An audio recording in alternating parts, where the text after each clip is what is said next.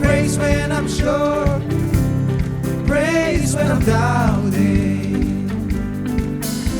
I praise when I'm numbered, I praise when surrounded.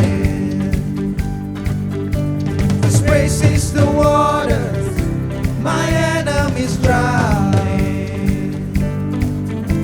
As long as I'm breathing, I've got a reason to praise the Lord, oh my soul. Praise the Lord, oh my soul. I praise when I'm feeling, I praise when I don't. I praise 'cause I know you're still in control. My praise is a weapon, it's more than a sound. My praise is the shout that brings Jericho down. As long as I'm breathing, I've got a reason to praise the Lord, oh my soul. Praise the Lord, oh my soul. I won't be quiet, my God is alive. How could I keep it inside? Praise the Lord, oh my soul.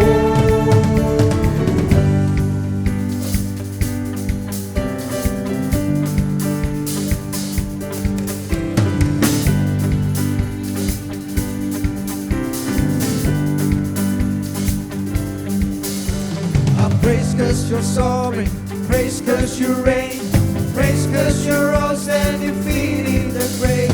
I praise 'cause you're faithful, praise 'cause you're true, praise 'cause there's nobody greater than you.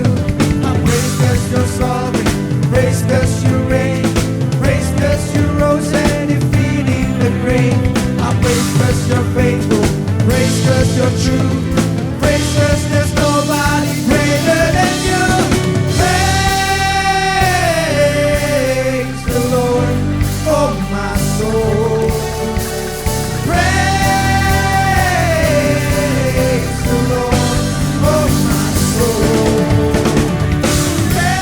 Praise the Lord, oh my soul. Praise the Lord, oh my soul. I won't be quiet, my God is alive. How could I keep it inside? I won't be quiet, my God is alive. How could I keep it inside? I won't be quiet, my God is alive. How could I keep it inside? Praise the Lord, oh my soul.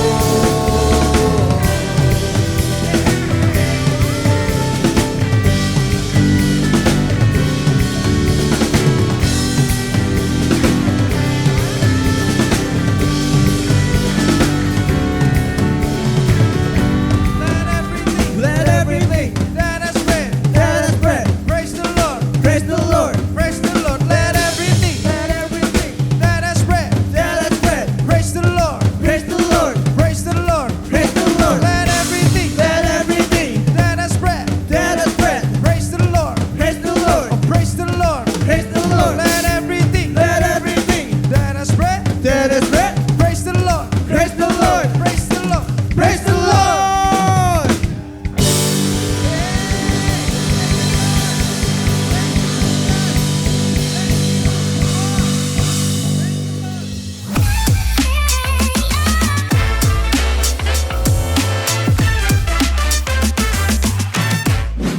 Selamat pagi, selamat siang, selamat malam dimanapun teman-teman berada. Welcome di ibadah online khusus mahasiswa Kampus Connection. Saya harap kita semua dalam keadaan yang baik ya. Nggak kerasa nih kita sudah berada di pertengahan bulan September. Beberapa dari kalian mungkin ada yang baru masuk perkuliahan. Ada juga yang udah mulai sibuk sama tugas kuliah atau kelas-kelas perkuliahan. Apapun kesibukan kita, apapun season kehidupan yang sedang kita jalani saat ini, kita sama-sama percaya kalau Tuhan selalu menyertai kita. Kasih setianya ada untuk selama-lamanya. Amin. Sebelum kita masuk ke dalam pemberitaan firman Tuhan, mari kita sama-sama berdoa terlebih dahulu. Mari teman-teman kita berdoa. Tuhan, kami sungguh bersyukur atas kesempatan yang Engkau berikan di mana kami dapat mendengarkan firman-Mu. Walaupun kami mengikuti ibadah ini secara online, kami percaya Tuhan tetap ada beserta dengan kami dan kami siap mendengarkan firman-Mu. Kiranya Engkau yang menjadikan kami peka dan bantu kami untuk tetap bisa fokus selama beberapa waktu ke depan. Kami menyerahkan waktu ke depan ke dalam tangan-Mu, di dalam nama-Mu kami berdoa dan semua teman-teman yang percaya kita sama-sama bilang, amin. Teman-teman, sepertinya banyak nih orang yang memasuki semester baru ini dengan agak nervous. Mereka bertanya-tanya kepada diri sendiri. Kira-kira di semester yang baru ini, yang mendekati akhir tahun ini, bakal ada masalah apa lagi nih? Bakal ada drama apa lagi nih? Sehingga tanpa disadari, kita menjalani hari dengan rasa ragu ataupun rasa takut, atau mungkin juga kita malah jadi cuek atau bodoh amat dengan sekitar kita. Yang penting jalanin aja lah. Nah, buat teman-teman yang lagi merasakan hal tersebut, hari ini saya mau katakan, jangan takut. Semester ini akan menjadi permulaan yang baru bagi setiap kita. Karena Tuhan kita adalah Tuhan yang berkuasa dan Tuhan yang peduli dengan kehidupan kita. Dia selalu menyediakan permulaan yang baru bagi setiap kita. Hari ini adalah hari yang baru dan baik karena Tuhan yang menjadikannya. Semester ini pun adalah semester yang baru dan semester yang baik karena Tuhan yang menjadikannya. Ini adalah musim yang baru yang kamu dan saya akan melangkah maju. Sebagaimana tertulis di Yesaya 43 ayat 18 sampai 19. Kita mau sama-sama baca ya teman-teman. Di Yesaya 43 ayat 18 sampai 19. 1, 2, 3. Firman-Nya, janganlah ingat-ingat hal-hal yang dahulu. Dan janganlah perhatikan hal-hal yang dari zaman purbakala. Ayat 19, lihat, aku hendak membuat sesuatu yang baru yang sekarang sudah tumbuh. Belumkah kamu mengetahuinya? Ya, aku hendak membuat jalan di padang gurun dan sungai-sungai di padang belantara. Teman-teman, Tuhan selalu memberikan permulaan yang baru, a new start bagi kita untuk melangkah, termasuk di semester yang baru ini. Masalahnya, apakah kita siap untuk berjalan di dalam sesuatu yang baru itu? Kalau kita lihat firman Tuhan di Kejadian 12, kita bisa lihat kisah Abraham. Ia adalah seorang yang hidupnya mapan, punya keluarga yang terpandang, dan kekayaannya melimpah. Intinya dia menjalani kehidupan yang baik. Tetapi Tuhan memanggilnya untuk melakukan perkara-perkara yang besar. Di mana Tuhan bilang akan menjadikan dia dan keturunannya sebuah bangsa yang besar. Dan akan menjadi berkat bagi bangsa-bangsa yang lain. Abraham bisa saja mengabaikan panggilan tersebut dan melanjutkan kehidupannya yang sudah sukses menurut standar zaman itu. Tapi dia memilih untuk beriman dan dengan imannya memilih untuk mengambil permulaan yang baru. Kita juga bisa lihat di Keluaran 2, Musa dengan hidupnya yang penuh perubahan terus-menerus. Tadinya dia adalah anak budak di Mesir, tapi akhirnya diadopsi ke dalam keluarga Firaun. Lalu dia menjadi orang terpelajar dan berkuasa, tapi berakhir dengan membunuh orang Mesir. Akhirnya dia lari ke tanah asing, menjadi gembala kambing domba milik mertuanya, dan hidup dengan luka masa lalunya. Tetapi Allah adalah Allah yang selalu memberikan permulaan yang baru. Dia dipanggil kembali untuk membebaskan bangsanya dari perbudakan Mesir. Dan Musa walaupun ragu, tapi akhirnya berkata ya pada panggilan Tuhan. Kita juga bisa lihat di Matius 9. Matius sebelum dia bertemu dengan Kristus adalah seorang pemungut cukai. Pekerjaan yang paling hina karena menjadi pengkhianat bangsanya sendiri. Dia dicap korup, rakus, dan tidak dapat dipercaya. Tapi Tuhan selalu memberikan permulaan yang baru. Dia memanggil Matius dan makan bersama dengan Matius. Sekalipun reputasinya hancur, kehidupannya belum benar, tetapi Allah mau datang dan memberikan kesempatan yang baru dalam hidupnya. Dan Matius menjawab panggilan tersebut dengan menjadi murid Kristus. Teman-teman, satu hal yang harus kita ingat, Tuhan Yesus adalah Alfa dan Omega, awal dan akhir. Sehingga tidak ada kata terlambat untuk kita memulai sesuatu yang baik di dalam hidup kita melalui Yesus. Semester yang baru, pekerjaan yang baru, kuliah yang baru, teman yang baru, dan season kehidupan yang baru, tidak ada kata terlambat untuk kita menjalaninya bersama dengan Yesus. Jadi, sikap apa nih yang tepat ketika Tuhan memberi permulaan yang baru untuk setiap kita, a new start bagi setiap kita? Kita bisa belajar dari Nehemia. Kalau kita lihat sedikit latar belakangnya, ini terjadi saat Israel masuk ke dalam pembuangan dan kemudian Yehuda menyusul masuk ke dalam pembuangan di Babel. Lalu datanglah kerajaan Persia yang menaklukkan Babel. Nah, kita mau baca bareng-bareng Nehemia 1 ayat 1 sampai 3 dan 11b. Yuk teman-teman kita baca bareng-bareng Nehemia 1 ayat 1 sampai 3 dan 11b. 1, 2, 3. Riwayat Nehemia bin Hakhalya. Pada bulan Kisleu tahun ke-20 ketika aku ada di Puri Susan. Datanglah Hanani, salah seorang dari saudara-saudaraku dengan beberapa orang dari Yehuda. Aku menanyakan mereka tentang orang-orang Yahudi yang terluput, yang terhindar dari penawanan dan tentang Yerusalem. Kata mereka kepadaku, orang-orang yang masih tinggal di daerah sana, yang terhindar dari penawanan ada dalam kesukaran besar dan dalam keadaan tercela. Tembok Yerusalem telah terbongkar dan pintu-pintu gerbangnya telah terbakar. Dan di ayat 11b dibilang ketika itu aku, yaitu Nehemia, adalah juru minuman raja.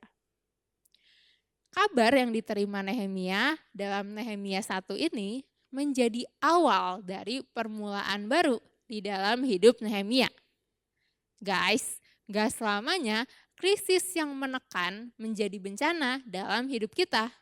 Seperti dalam kehidupan Nehemia, hal itu justru bisa menjadi sebuah permulaan yang baru yang mengubah hidup Nehemia dan juga bangsanya.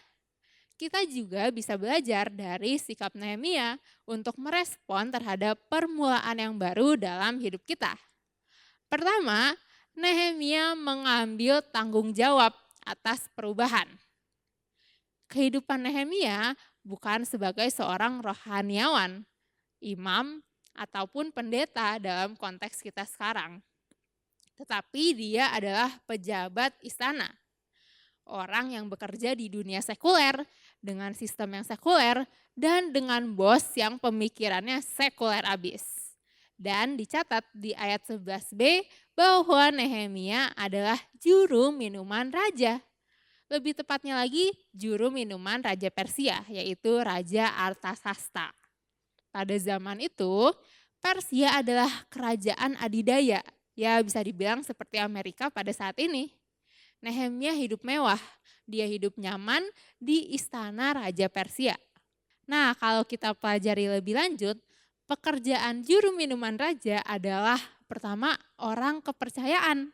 Karena dia harus berada dekat dengan raja dan juga ikut mendengarkan perbincangan raja yang pastinya menyangkut rahasia kerajaan pula. Berarti integritas Nehemia sudah teruji. Dan kedua, orang dengan keahlian khusus. Karena dia harus menguji semua makanan dan minuman raja.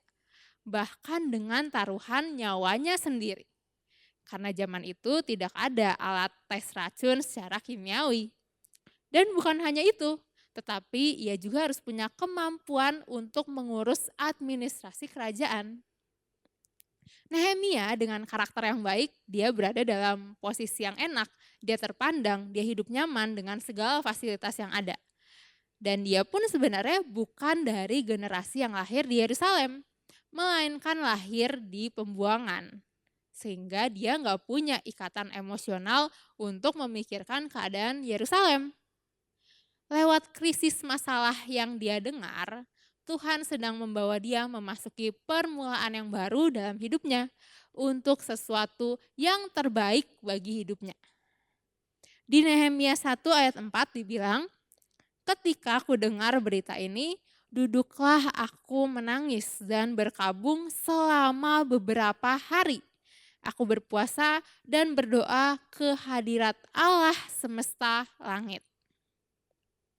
Ekspresi menangis dan berkabung, berdoa dan berpuasa ini merupakan ekspresi dari sikap hati yang mau mengambil tanggung jawab atas permulaan baru yang Tuhan berikan dalam hidupnya.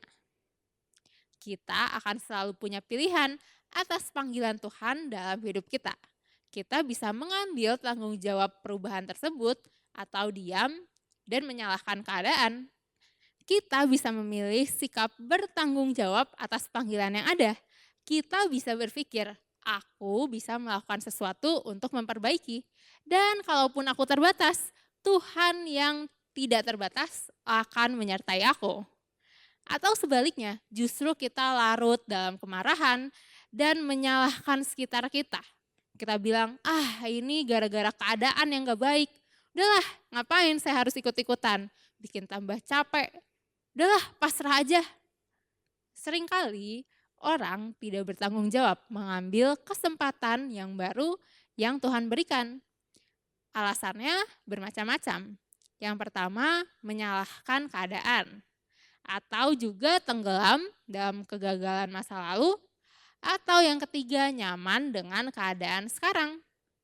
Semua sikap di atas adalah sikap tidak bertanggung jawab atas kesempatan yang baru di dalam hidup kita. Sementara Tuhan kita selalu membawa kita maju ke dalam kesempatan yang baru. Karena itu, bertanggung jawablah atas apa yang ada di tanganmu di permulaan yang baru di semester yang baru ini. Yang selanjutnya dilakukan oleh Nehemia, yang kedua adalah Nehemia meresponi permulaan yang baru dengan berdoa dan berpuasa. Teman-teman, pernahkah kamu tahu kamu ada di musim yang baru, tapi kamu bingung bagaimana memulainya? Pernahkah kamu merasa bahwa ada hal yang ingin kamu capai dan gambaran itu jelas di dalam pikiran kamu? Seolah-olah garis finishnya tuh terpampang jelas. Misalnya usaha yang pengen kamu rintis atau kampus untuk lanjut S2. Nah itu tuh jelas banget, tapi kamu masih bingung gimana ya memulainya, bagaimana menjalaninya. Dan sepertinya sumber daya yang kita miliki itu sangat terbatas.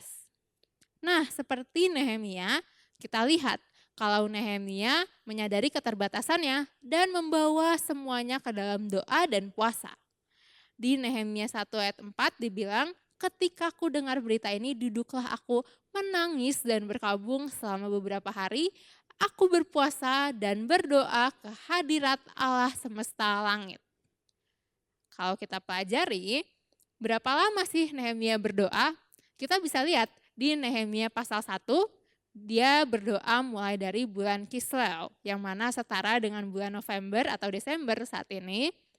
Dan hingga ke Nehemia pasal 2, itu terdapat di bulan Nisan, yang mana setara dengan bulan Maret atau April saat ini. Total kalau kita hitung ada 4,5 bulan durasi doa yang dinaikkan Nehemia. Dan itu menunjukkan betapa dia bergantung terhadap Tuhan, melihat dari intensitasnya dalam berdoa, dalam meresponi permulaan yang baru. Doa memang tidak otomatis menunjukkan tingkat kerohanian seseorang, tapi pasti menunjukkan seberapa besar orang itu bergantung kepada Tuhan. Mari teman-teman, kita bangun pola doa yang baik. Kalau kita merasa kesulitan untuk menjalankannya sendirian, tenang aja, kita punya kelompok cell group di mana ada teman-teman yang bisa kita ajak doa bareng dan bisa mendoakan pergumulan kita. Tetapi bukan doa saja, Nehemia juga berpuasa. Dalam kehidupan sehari-hari, kita berlawanan ya dengan Nehemia. Kita malah sering mengorbankan hal yang rohani untuk mendapatkan hal-hal jasmani. Benar nggak nih? Misalnya, kalau jadwal kita penuh, musim ujian atau tugas numpuk, maka hal apa yang duluan kita korbankan? Waktu belajar, waktu main, atau waktu doa dan beribadah? Atau kalau orderan banyak, usaha kita sedang berkembang, maka yang sering kita korbankan adalah apa? Waktu bekerja, waktu refreshing, atau waktu doa dan ibadah? Jujur seringkali yang kita korbankan adalah hal rohani, karena kita pikir tidak ada dampaknya. Sebaliknya, Nehemia tidak bersikap seperti itu. Dia tahu dia sibuk dengan tanggung jawabnya, tapi pada saat yang bersamaan juga dia sadar ini waktunya untuk permulaan yang baru dalam hidupnya dan dia memutuskan untuk berpuasa. Puasa artinya mengorbankan sesuatu yaitu berupa kenyamanan jasmani untuk memperoleh terobosan rohani. Nehemia sadar untuk mengalami terobosan yang nyata secara jasmani di dalam hidupnya, dia perlu menang secara rohani. Nehemia sadar secara jasmani dia terbatas dan dia tidak tahu apa saja yang harus dilakukan di musim yang baru. Tapi dia tahu dia punya Tuhan yang tidak terbatas, yang sanggup memberikan strategi, yang sanggup menuntun dia melangkah dalam musim yang baru. Teman-teman, di semester yang baru ini, season yang baru ini, it's a new start bagi setiap kita. Jangan tenggelam dalam rasa takut, jangan tenggelam dalam kegagalan masa lalu, jangan tenggelam dalam kemarahan terhadap keadaan ataupun orang sekitar kita. Yuk kita ambil kesempatan untuk permulaan yang baru ini dengan memilih untuk bertanggung jawab dan memilih untuk membangun kehidupan doa kita. Mari teman-teman kita bersatu dalam doa. Tuhan, terima kasih karena Engkau telah mengingatkan kami untuk bergantung kembali kepadamu di permulaan yang baru ini. Kami sungguh menyadari keterbatasan kami Tuhan dalam menyambut semester yang baru ini, menyambut season kehidupan yang baru ini. Kami sungguh menyadari kami butuh Engkau dan kami mau sungguh-sungguh menyerahkan kehidupan kami. Kami mohon ampun kalau selama ini kami mengandalkan kekuatan kami sendiri dan kami mau bilang di new start ini kami mau berjalan bersama dengan Engkau, kami mau berjalan dengan caramu dan dengan waktu yang terbaik yang Engkau berikan. Kami sungguh percaya bahwa Engkau beserta dengan kami dan Engkau akan membimbing kami, memberikan kami kemenangan demi kemenangan. Hari ini ya Tuhan, hamba-Mu melepas berkat. Mari teman-teman jemaat, kita mengangkat kedua tangan kita dimanapun kita berada. Tuhan kiranya memberkati Engkau dengan pendidikan yang terbaik. Tuhan memberikan tempat terbaik untuk Engkau belajar dan diiringi dengan dosen yang baik, lingkungan pertemanan yang baik bisa menerima Engkau dan membantu pertumbuhanmu, dan juga Engkau bisa terus semangat sehingga ada nilai-nilai yang baik, ada tugas-tugas yang diselesaikan dengan baik, dan ada tugas kelompok yang dapat dilakukan dengan kerjasama yang baik. Tuhan juga memberkati Engkau di dalam pekerjaanmu. Tuhan yang memberikan pekerjaan yang terbaik dengan lingkungan yang terbaik, atasan yang mengayomi dengan baik, dan Tuhan juga akan memberkati Engkau di dalam relasimu.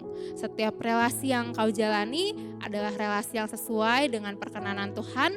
Setiap relasi yang Engkau jalani adalah relasi yang bisa memuliakan nama Tuhan. Kami mau melepas berkat, kiranya damai sejahtera dan sukacita Allah terus ada bersama dengan jemaat-Mu, dengan umat-Mu di setiap langkah dan setiap hari mereka. Terima kasih Tuhan karena Engkau baik dan Engkau terus baik di dalam kehidupan setiap kami. Kami menyerahkan kehidupan kami ke dalam tangan-Mu, di dalam nama-Mu kami berdoa. Haleluya. Amin. Bagi teman-teman yang membutuhkan dukungan doa atau konseling lebih lanjut, teman-teman bisa scan QR Code yang ada di bagian bawah layar sehingga para konselor dan pendoa bisa menghubungi dan mendoakan teman-teman semua. Tuhan Yesus memberkati.